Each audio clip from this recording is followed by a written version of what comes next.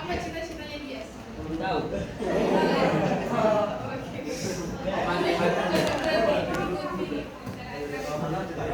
Ahmad Dhani. Sudah ada cita-citanya? Kamu kayaknya belum. Belum. Tidak ada tapi malu dia Jadi presiden? Wah, iya, mantap.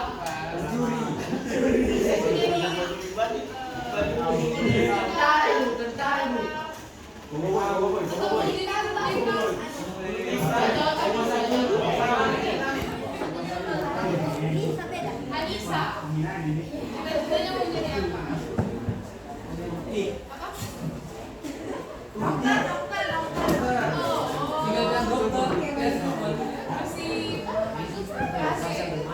Jadi di pelan-pelan.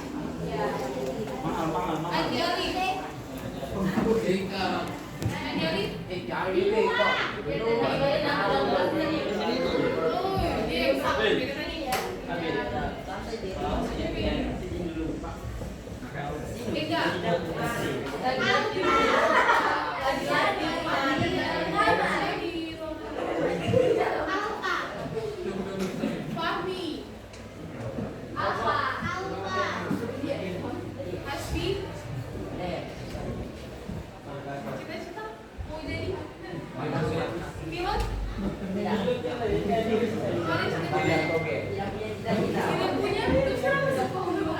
Belanja. Saya belum direncanakan. Iwayan. Oh, ini jadi main instrumen. Polisi. Nanti kalau sudah jadi polisi, iya.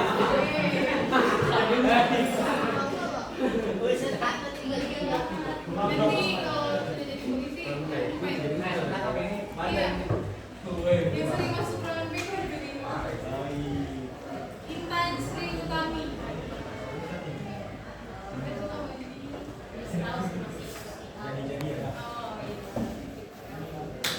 Jessica.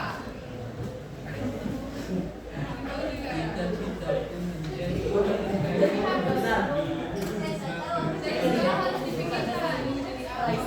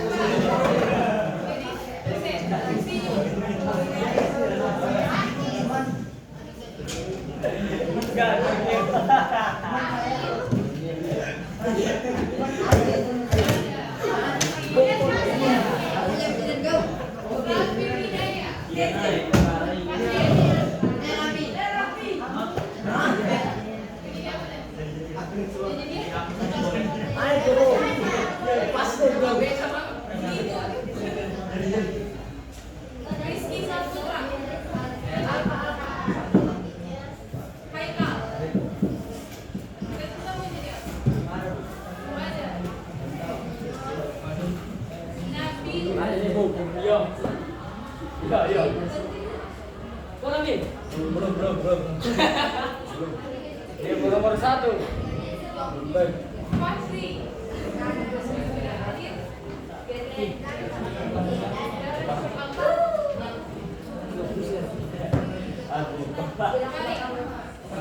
Gamer atau penigol?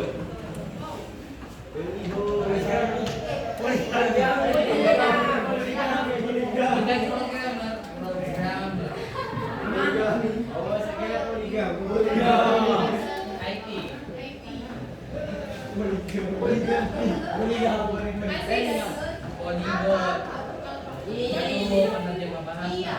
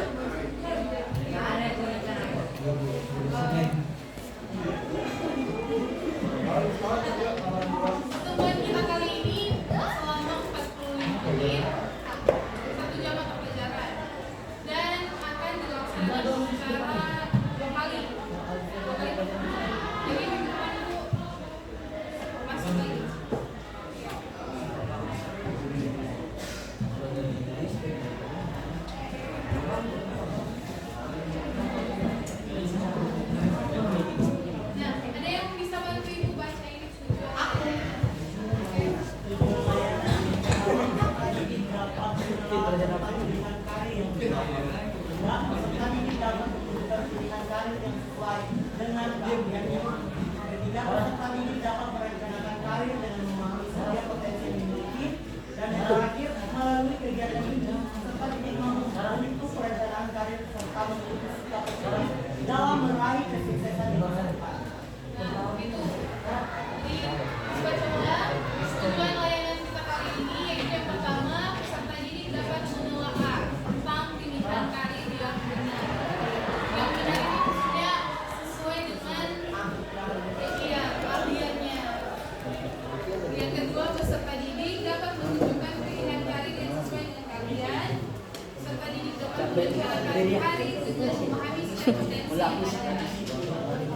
Nggak usah. Kegiatan ini serta dari kemampuan menentukan perencanaan karir serta memiliki sikap positif dalam meraih kesuksesan di masa depan.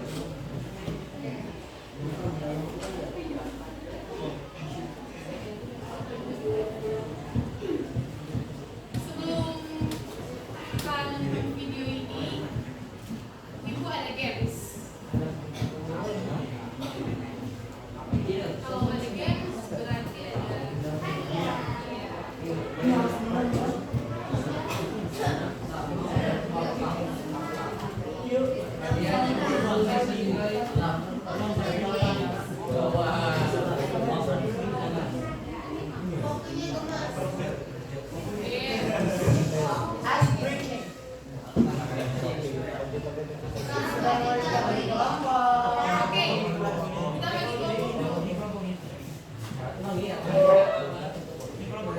Mau ibu bagi atau ibu bagi?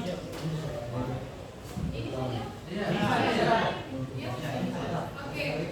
Ini kelompok 1, kelompok 2, kelompok 3, kelompok 4. Oke, sepakat ya?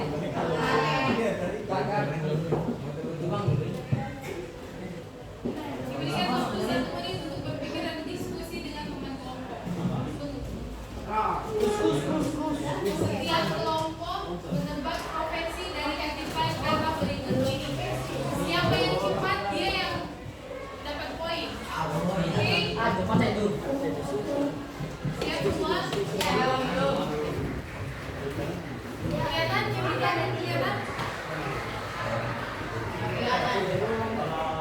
Boleh ya? Siapa?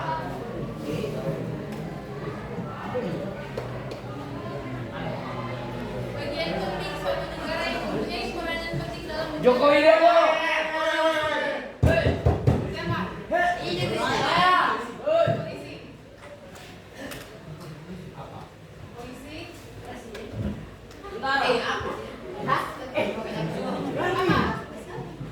Mau pergi siapa? Presiden.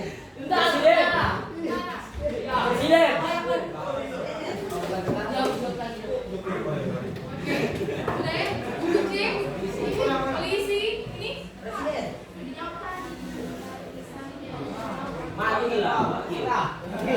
Dan setiap kelompok satu jawaban. Begitu saya. Jadi di setiap kelompok ada satu jawaban. Ini di sini. Ayo. Polisi.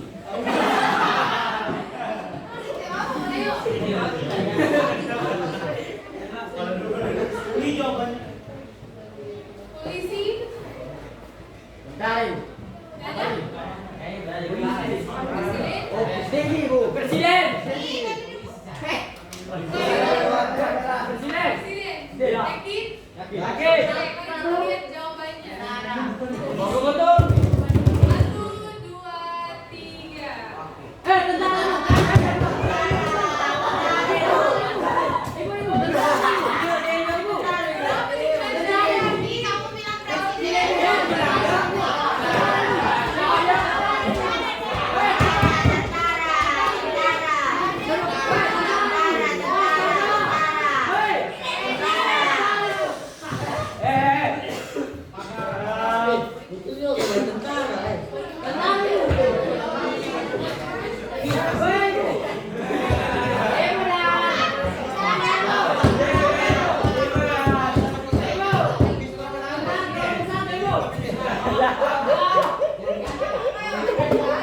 Jadi tadi yang menang kelompok 1.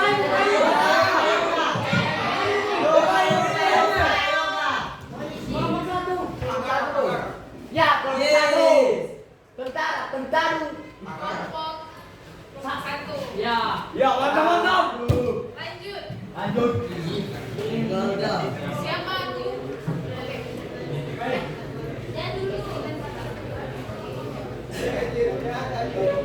Gubernur.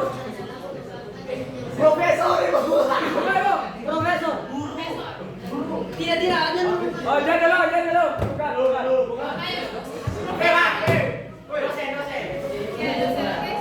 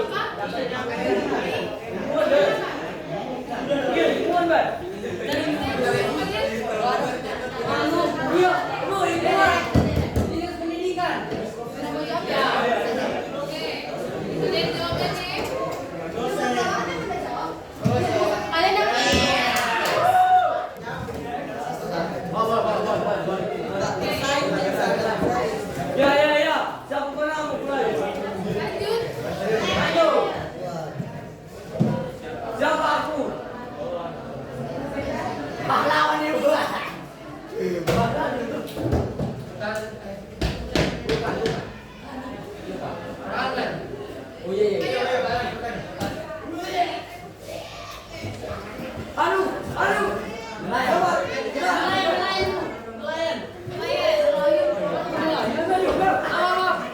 Kepala desa.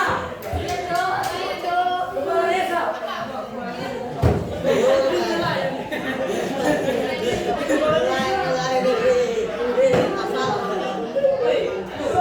Kepala desa.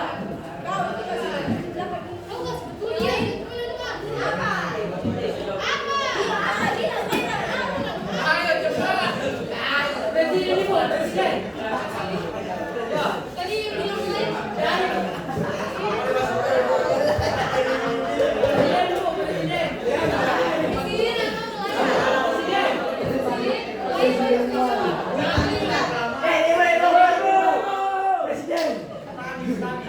Presiden. Kepala desa, presiden. Bukan kepala desa. Oh, gubernur. Kalian deh. 1, 2, 3.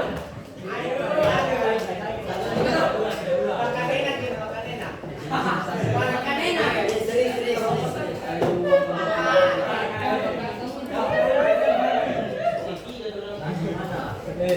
fokus. Harus menjawab.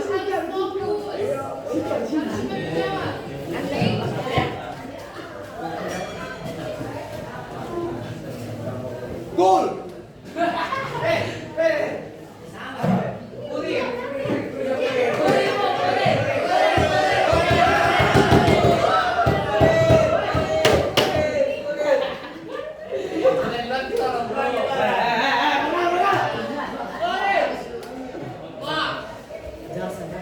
Jasa itu.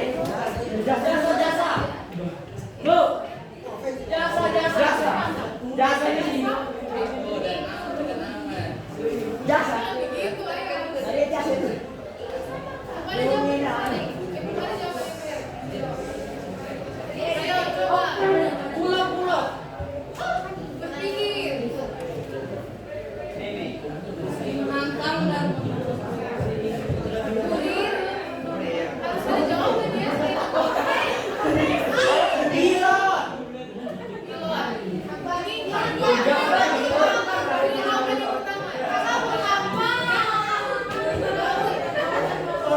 Jasa. Sama. Ini jasa.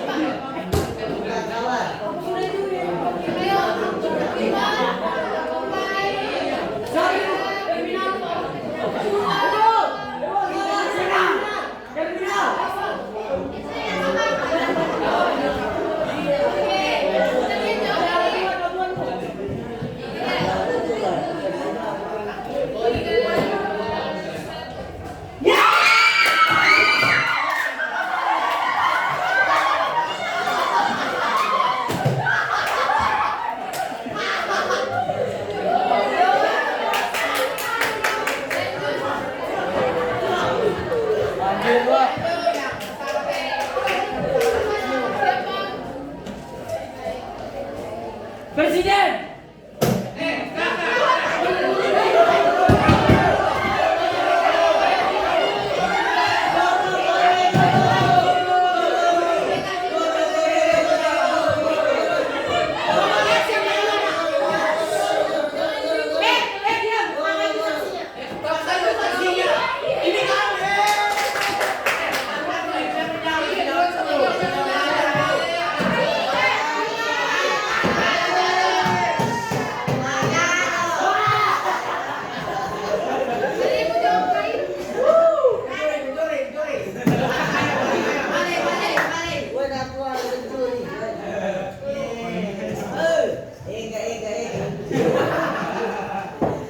Siapakah aku?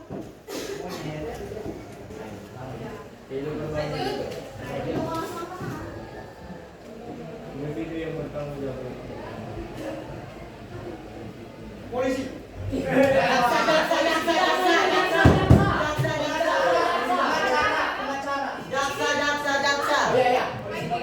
Jaksa. Atau jaksa. Dua jaksa.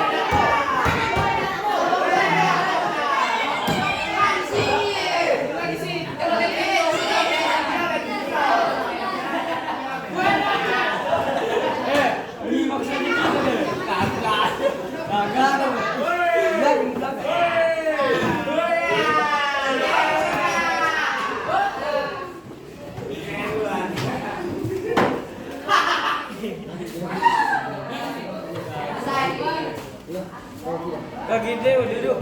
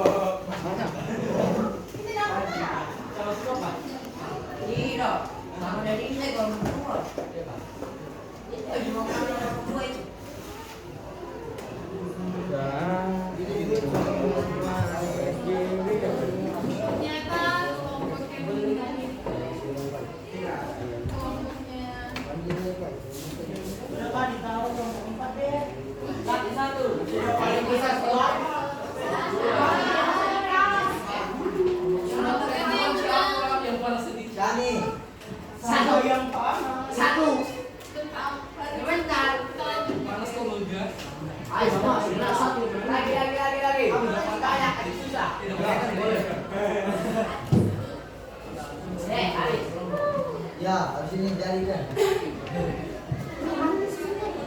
Lanjut materi. Sebenarnya sebentar.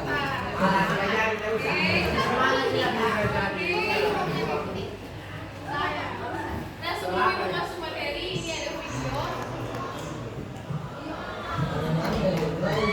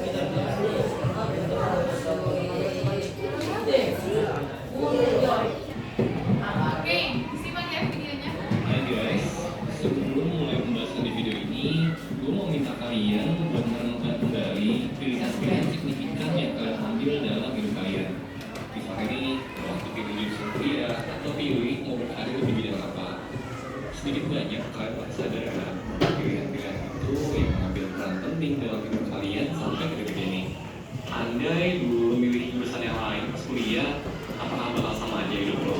Gue rasa sih enggak ya. Begitu juga soal pilihan bidang karir. Nah, pertanyaan besar gue adalah, apa sih motivasi kalian pilih hal-hal tersebut?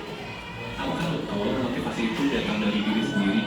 Atau jangan-jangan karena keadaan atau karena ngikutin kata orang aja gitu? Orangnya bisa macam-macam ya. Bisa orang tua, bisa teman, bisa tetangga gitu kan. Dan buat kalian yang pilihan besarnya bukan karena motivasi sendiri, kalian merasa puas gak sih sama hidup kalian sekarang? Atau ya rasa ada yang kurang aja gitu dalam hidup? Tapi kalau ditanya apa yang kurang, ya gak tahu juga apa jawabannya. Kalau iya, tenang aja. Kalian ada di video yang tepat.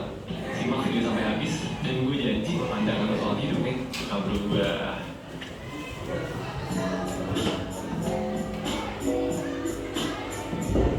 Oke, sebelum masuk ke pembahasannya, gue mau cerita sedikit soal seorang temen gue, sebut saja namanya Elis. Elis ini pintar banget, salah satu orang paling pintar yang gue kenal di dalam hidup gue. Dan yang mikir Elis ini pintar bukan cuma gue by the way. Semua teman sekolah Elis itu setiap tahun itu tuh sadar bahwa prestasi paling tinggi yang bisa mereka raih di sekolah adalah jadi peringkat 2. Kenapa? Karena udah pasti peringkat 1 adalah Elis. Nah, karena terbiasa dianggap pintar sejak kecil, semua orang tuh jadi punya opini yang sama soal Elis. Lis, lo kan pintar, jadi dokter aja deh mendingan. Mulai dari orang tua, teman, guru, dan semua orang di Elis bilang hal yang sama. Kamu pintar, jadi dokter aja lah.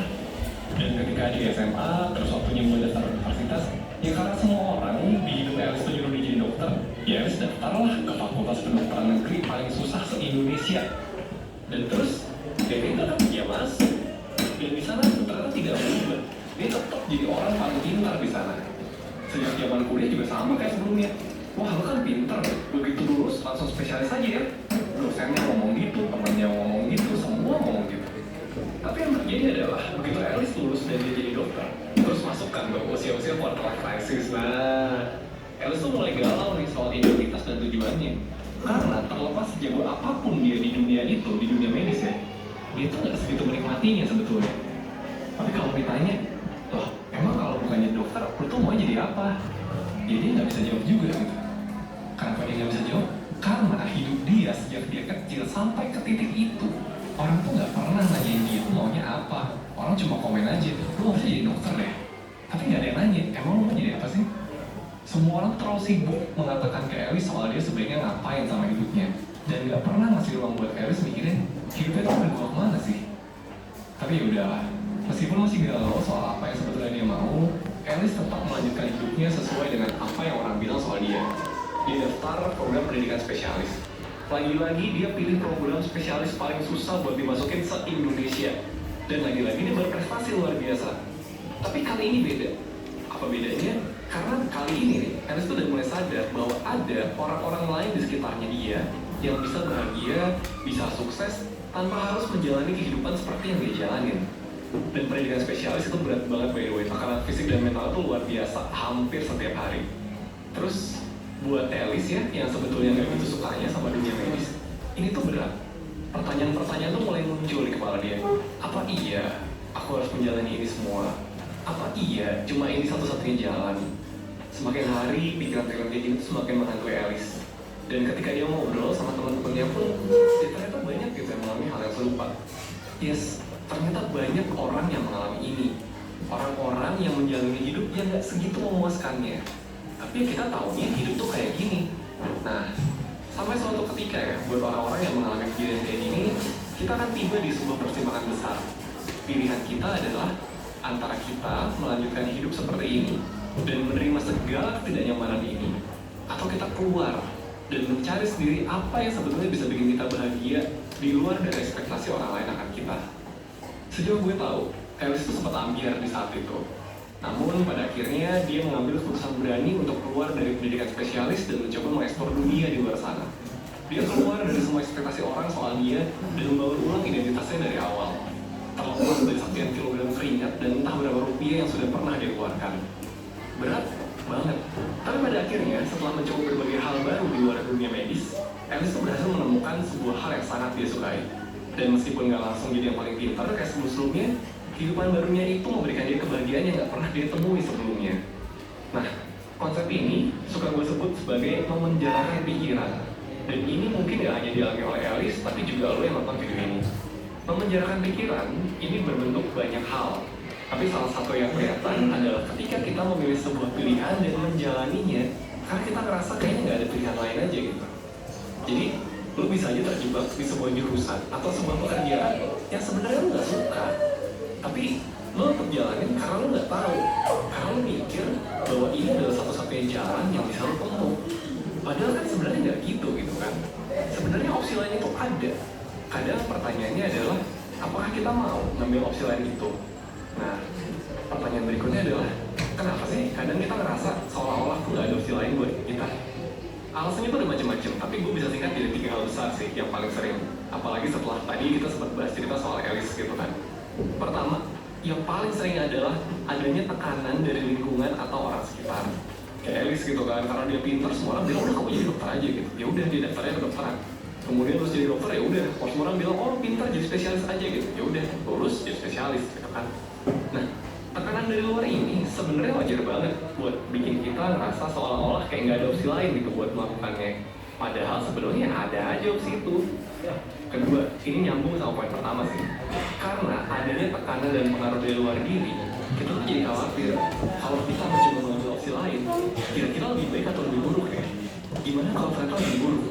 Nah, misalnya nih, ganti jurusan kuliah gitu kan, itu pasti bikin khawatir, bikin cemas. Karena ya banyak aja kan yang perlu dipikirin, dipertimbangin lagi, dilakuin lagi. Tapi itu bukan berarti semua itu nggak bisa disortir dan direncanakan pulang. Nah, terakhir, kadang kita emang nggak tahu aja opsi lain itu ada. Sehingga kadang ngerasa kayak, kalau gue nggak jalanin ini, ya gue manusia yang nggak bener aja gitu. Manusia tuh benernya kayak gini hidupnya. Kayak gini pilihannya. Ya tuh pikiran-pikiran lain. Nah, tapi biasanya pas kita sadar kalau opsi lain itu ternyata ada. Dan kita penasaran nih buat coba cari tahu opsi itu. Biasanya kita akan terdorong buat explore. Intinya, dengan lo tahu bakal selalu ada opsi lain di segala hal yang lo ambil, lo bakal lebih terbuka dan aktif buat explore opsi-opsi yang sekiranya lebih cocok buat lo. Ini juga sebenarnya bisa berlaku sebaliknya. Karena lo terbuka dan aktif eksplorasi, lo bakal paham dan sadar bahwa opsi lain itu akan selalu ada. Nah, pertanyaan besarnya, opsi lainnya cocok sama lo atau enggak? Ya kan? Nah, nggak pertanyaan besar sih sebenarnya, karena jawabannya itu udah ada. Yaitu, kenalin dulu gitu kan, lu tuh maunya apa, sukanya apa. Paling penting adalah punya tujuan hidup dulu gitu. Kenapa balik lagi soal tujuan hidup? Karena kalau opsi itu baik atau enggak buat kita, yang tahu kan cuma diri kita sendiri. Kita juga kan yang bakal jalan gitu kalau kita ambil. Kalau dari mana coba sebuah opsi itu baik atau buruk? Lu baru bisa bandingin dua opsi. Kalau lu tahu tujuan itu apa, tinggal dilihat kan mana yang lebih fit sama tujuan lo.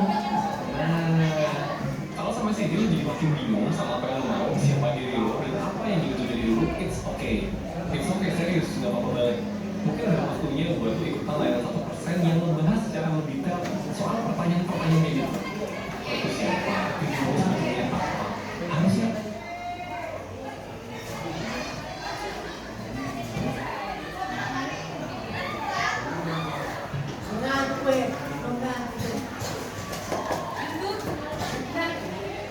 Tadi kan ibu bilang akan bertanya. Ada yang bisa berpendapat dari video tersebut? Yang bisa menyimpulkan gitu. Tangan.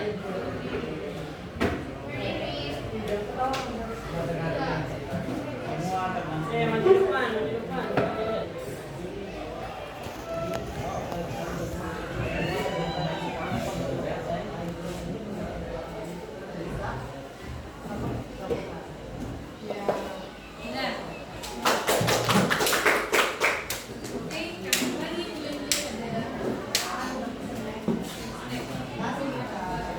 Ada lagi yang bisa menyimpulkan atau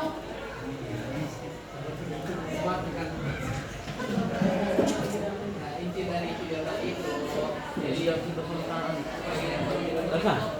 pas punya pendirian terutama whatever you say just be yourself jadi bisa jadi diri sendiri jadi terserah orang lain bilang apa kau pintar di bidang ini begini kalau pas saya fokus ke sepak bola kamu jadi orang gila betul.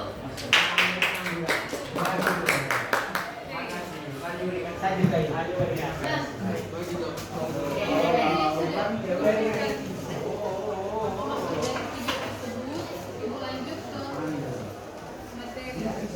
Nah, apa itu perencanaan karir? Yang bisa jawab ibu kasih ini. Kasih.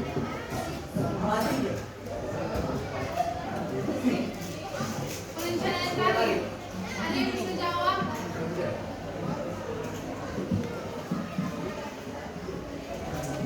Yang terpikir saja. Pikiran itu pas baca ini perencanaan karir. Apa? Saya itu bagaimana kita menyusun tentang departemen dari depan. Mulai pertama itu cari apa yang kita mau. Dua itu lakukan dengan sungguh-sungguh karena seperti apa yang dilakukan sungguh-sungguh. Ketiga ya harus punya motivasi. Soalnya walaupun kita suka itu setidaknya tetap harus pikirkan orang saya tapi matematika atau saya mau jadi dokter lah atau jadi neurologi kan konsepnya masuk situ setidaknya ada kemampuan yang bisa saya asah lagi walaupun saya gagal jadi dokter bisa jadi insinyur kan ada kayaknya kita kembangkan itu kalau kita suka jadi menurutku pelajaran karir itu bagaimana langkah kita ke depan untuk masa depan kita sendiri nah kayak gitu. Apa lagi? Aku kan video. Ada balik satu juga. Ada bukan langkah kita ke depan. Lagi. Nah, menurut Wakil ini, perencanaan karir adalah suatu proses yang mencakup persiapan diri, memilih pekerjaan, mendapat pekerjaan yang terus dikembangkan. Selama proses ini berlangsung, di dalamnya terdapat inventarisasi nilai, minat, kepribadian, dan keterampilan yang dimulai dari diri sendiri, sehingga individu dapat membuat suatu data-data karir sesuai dengan apa yang diketahui tentang dirinya. Oke, jadi kalau kita mau merencanakan karir, kita harus melihat minatnya kita itu apa, atau yang cocok dengan kepribadian kita itu apa. Misalnya Akbar inginnya jadi polisi lah, polisi. Tapi ternyata bakatnya Akbar itu tidak di polisi. Nah, itu kan minatnya Akbar di polisi, tapi bakatnya dia atau kepribadiannya dia kayak iya begitu. Jadi kita harus membangun kepribadian kita bahwa saya harus jadi polisi, supaya jadi saya harus jadi polisi itu kan karena itu yang mau Akbar mau dia capai dia begitu. Keterampilan juga masuk, jadi harus mengasah keterampilan. Jadi kalau mau jadi polisi harus sehat, bugar, itu harus dikerjakan dari sekarang, kan? Ya, begitu. Paham? Sudah paham semua? Selanjutnya ada tujuan perencanaan karir. Tujuannya itu yang pertama kesadaran dan pemahaman diri. Kesadaran dan pemahaman diri merupakan penilaian dari kelebihan dan kelemahan yang dimiliki. Kita harus mengetahui kelebihan kita dan kekurangan kita. Kayak kalau kekurangan kita itu, misalnya saya mau jadi guru tapi saya takut berbicara di depan. Jadi itu yang harus kita bangun. Kekurangan kita itu harus kita asah, kita bangun gitu. Yang kedua, mencapai kepuasan pribadi.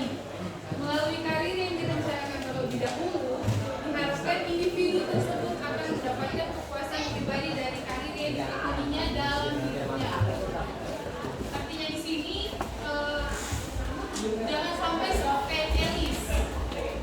Elis tadi dia hanya dengar dari orang, tapi ternyata pribadinya tidak ingin menjadi doa. Jangan sampai seperti itu. Habis mana ya? Gitu. Yang ketiga, mempersiapkan diri untuk memperoleh penempatan dan penghasilan yang sesuai. Rencana karir ditunjukkan untuk mempersiapkan penempatan yang memadai dan menghindarkan penempatan yang tidak diharapkan. Dan yang keempat, efektivitas usaha dan penggunaan waktu. Tujuannya untuk memilih secara sistematis sehingga menghindarkan dari usaha coba-coba sehingga membentuk dalam usaha secara efisien. Jadi jangan coba-coba. Kalau mau misalnya mau jadi kayak tadi dokter, kalau mau jadi dokter tekuni itu dari sekarang. Saya harus jadi dokter. Jadi saya harus belajar IPA. Harus tekuni itu apa mata pelajaran IPA. Jangan coba-coba. Itu saya coba. Saya coba jadi guru. Jangan coba-coba. Jangan dicoba-coba karena nantinya akan tidak bisa tidak sesuai dengan kepribadiannya. Nah, selanjutnya ada langkah-langkah dalam perencanaan karir. Yang pertama, mengenali bakat dan minat. Dan yang kedua, perlu untuk memperhatikan kepribadian. Yang ketiga, memperhatikan kesempatan karir. Kesempatan karir. Kayak misalnya karir itu di sekolah kekurangan guru pembimbingan yang pasti. Itu kan kesempatannya wah guru pembimbingan yang pasti lagi dibutuhkan di sekolah-sekolah apa saya itu. Karena kesempatan berkarir itu kayak besar, tapi harus perhatikan dulu kepribadian dan minat. Yang keempat, memperhatikan penampilan dan konsisten dengan perilaku dan karakter karir. Ini kayak seperti perilakunya kita. Misalnya mau jadi guru lah, saya contohkan guru. Kalau jadi guru misalnya perilaku kita harus dijaga, harus sopan. Karena kan guru memberikan contoh ke peserta didik. Yang kelima, memperhatikan gaya hidup. Gaya hidup ini yang dimaksud kayak siapa tadi? Iya, yang tadi yang mau jadi polisi, Wayan. Kayak Wayan mau jadi polisi, dari sekarang harus memperhatikan gaya hidup. Tidak boleh rokok atau minum. Karena itu akan mengganggu karirnya dia ke depan. Meskipun dia pasti begini, pasti tidak akan diterima kan? Jadi memperhatikan gaya hidup. Ada yang tahu ini siapa? Ada ya?